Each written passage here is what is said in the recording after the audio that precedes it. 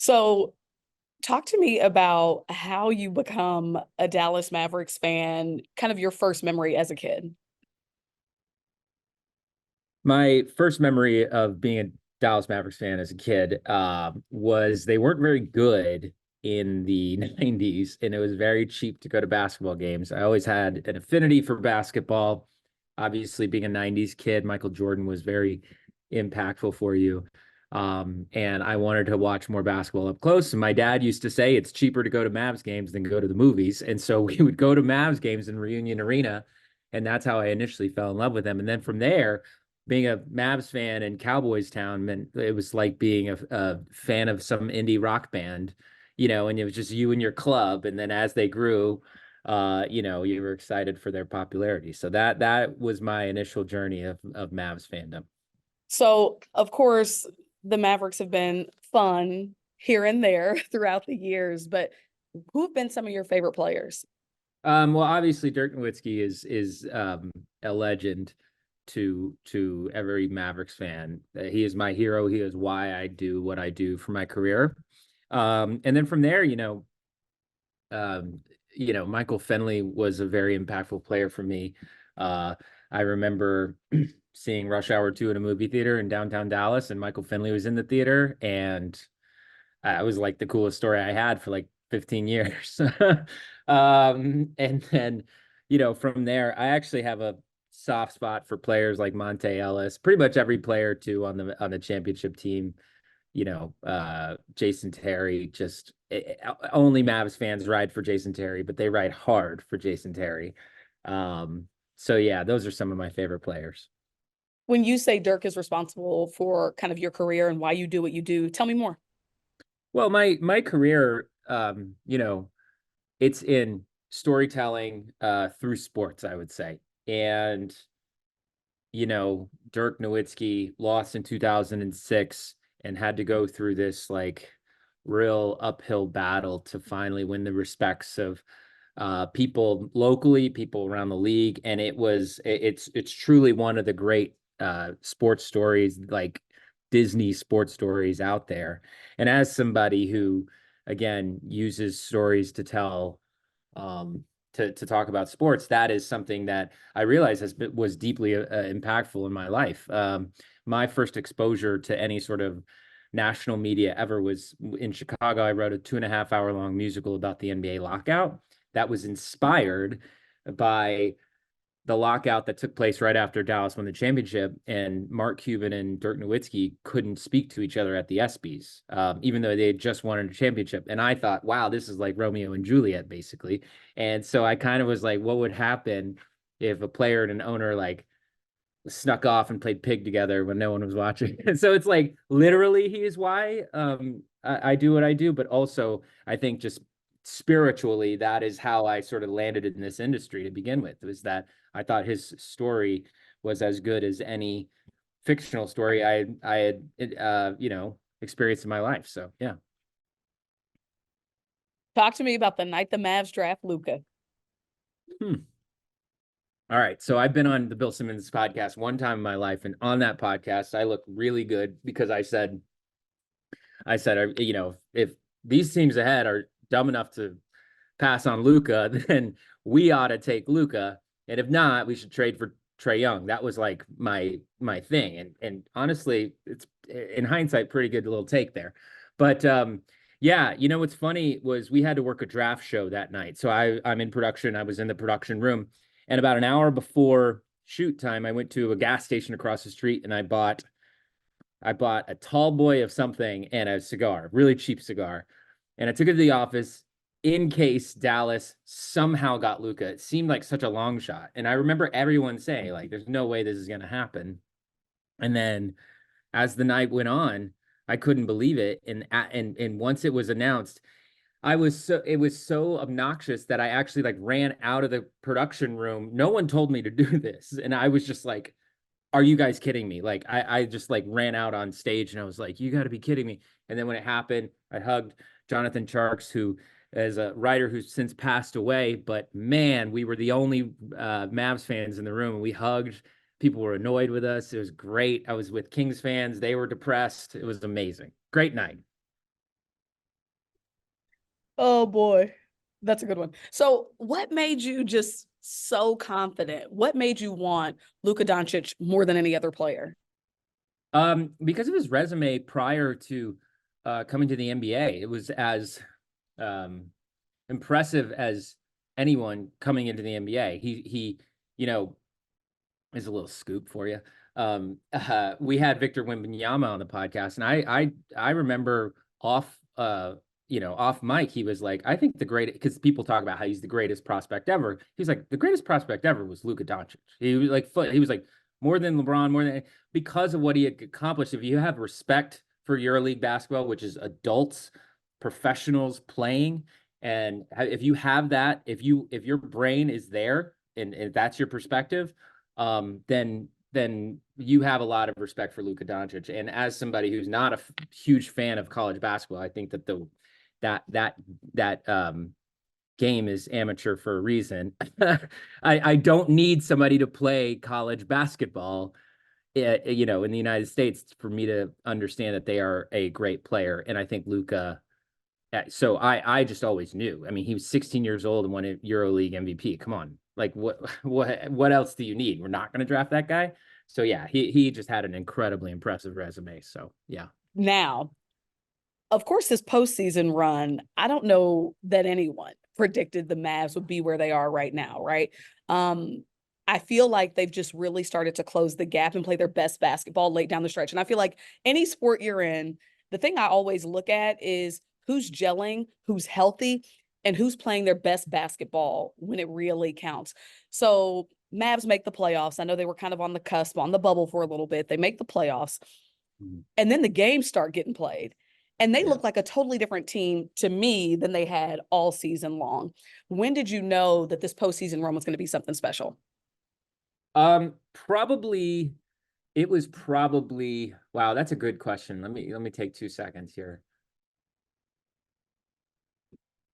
I knew it was going to be special after game 2 of the Oklahoma City series. Simply because game 1, I went to all of those games, and Dallas just did not look good. And Oklahoma City had a lot of sort of fluky, players going off here and there. And then game 2 showed up, and we started to play like ourselves. Me, Jason, and the Mavs started to play like ourselves. And they looked really good, and it didn't look like Oklahoma City had much of an answer for it. And that's where it became clear that, oh, we can run the table with them. And if we can do that, then I think that gives us a real shot against either Denver or Minnesota. But this is very unprecedented. I mean, I don't think I'm still sort of processing how unprecedented it is to build a team as quickly as Dallas has. This is probably a long-winded answer, but JJ Redick talks about how in-season trades rarely ever actually result in a championship. That continuity is the big X factor within basketball, and it's like this is a team that was built in about 16 months and is in the finals, which again is just completely unprecedented and speaks to just how good Luka Doncic is, that he's basically taken 2 separate rosters now to conference finals, and this most recent one to the finals. It's amazing. Well, hold on now. I got two questions. One, what has been your favorite acquisition in season during that 16-month run? But also, Kyrie, there was a lot of skepticism that Kyrie and Luka would work, and Kyrie has been matching, I feel like, productivity when it really counts, right? If one has a great first, sometimes the other has a great second half. Just talk to me about, number one, which trade you feel like has paid off the most thus far, and also the impact of Kyrie for sure. Sure. The trade that I like the most is probably the PJ Washington one, only because, and it's really hard to separate him and Daniel Gafford in a lot of ways because they bring such an edge to the team. But that to me is what the team missed. You know what I mean? Somebody that was going to stand behind Luka with crossed arms and staring at the opponent. Dallas had never really had that before. And I feel like Luka's such a S talker that he needed that in his back, so that to me, just in terms of just like locker room vibes, I really felt like that's been crucial. But it doesn't really qualify as a trade, but the act was, drafting Derek Lively is probably my favorite thing that they've done, because He's just such a likable guy, and it's fun to cheer for him. It's really fun, and he's so young, and to know that he and Luke are going to play together for a few more years at least, that's pretty nice. And then what was the question about Kyrie? Just the impact of him being added to this roster, right? Because when Kyrie comes, there was a lot of skepticism that he and Luka would work together in tandem, and it's really paying off right now. Yeah. No, I was a skeptic of the Kyrie acquisition, although it had to be done given the position in which the team was in. So in some ways I couldn't blame the team, but I didn't know if it was going to work out. And that was based on his experience with Boston, his experience with Brooklyn. But he has shut everyone up, everyone. And it's been awesome to see because he has not only been amazing on the floor, but if you talk to anybody within that organization, he is he is the glue to that entire locker room. Everybody loves him, and it's why I think that Dallas will do well in Boston, because I think that they are going to rally for their vocal leader in the locker room, which is Kyrie Irving. He is the leader of that locker room, and I think that the first terrible thing that Boston fans are going to say, they're all going to get pissed and they're going to play their hearts out for that guy. Another question I really wanted to ask you about was, okay, we're looking at how everything's shaken up. I'm on Twitter, I'm scrolling after they win the most recent game, and I see Halleluka. And I'm like, what is this? I need an explanation, Jason. Yeah. It's so funny. I was in Dallas this weekend for a concert and someone yelled Halleluka at me from far away. Um, yeah, when I worked at the Ringer, it was my job to make things that were viral, that were tangentially related to sports or pop culture, and both, some cases both. And I was such a Luka homer, um, that I was trying to figure out what's the creative thing I can do around Luka, and sort of came up with this song parody. And the best ones are always really, really easy to write. And I think I wrote that in like 15 minutes. And it's still the funniest thing. I sometimes listen back to it. I'm like, that is a clever lyric. Good job, Jason. Um, and I put it online, and almost immediately it blew up. And I knew it had kind of blown up when I think it went online that morning, and then Steve Kerr had a radio show like that afternoon and was asking on the radio. He was like, "Have you guys heard this Halleluka song? It's amazing." And I was like, Steve Kerr of all people, wow.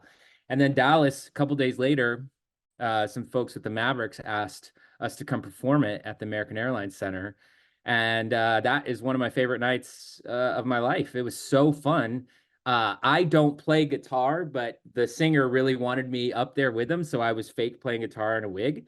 And that night was super, super fun because it was one of Luka's very first blowout games. Like, he was a rookie. And that game in particular, I think he was playing really bad in the first half. And Tim McMahon with ESPN Dallas came up to me and was like, "They're going to blame you if they lose." And I was like, "Oh, crap." And then he went on like by himself, a 15-0 run, basically. That was like the first time we'd seen him do multiple step back threes in a row. And it was like a truly magical night. And I think that his game also plays into why people love that song, because it's like synonymous with like his arrival. So that's pretty cool.